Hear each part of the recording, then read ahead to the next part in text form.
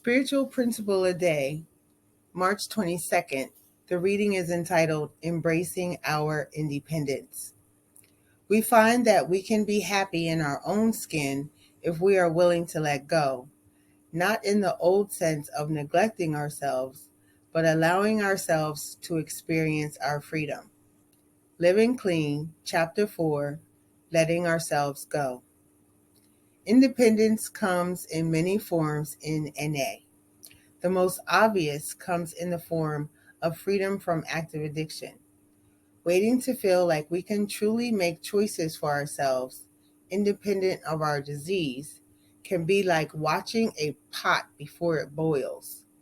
We get a little freedom when we stop using drugs, but we gain a greater sense of independence by actively participating in our new way of life. We go to meetings, share with other addicts, and read NA literature. Many of us have shared that we don't even recall losing the desire to use. I kept coming back and I followed suggestions, one member wrote. At some point, I realized it may have been weeks since the last time I felt like getting high. Independence in other areas often comes about in a similar way. Many of us had become dependent on so much more than just the substances we used. We relied on defense mechanism, escapist behaviors, antisocial tendencies, and much more. We may have relied on others to steer our life choices, even in recovery. Steps 6 and 7 help us break our dependence by showing us what keeps us from making our own choices.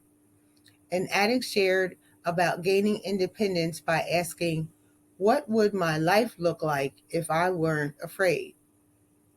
Practicing independence allows us to be creative. In early recovery, freedom sometimes felt like a punishment or a chore because I didn't know what to do with myself, one member wrote.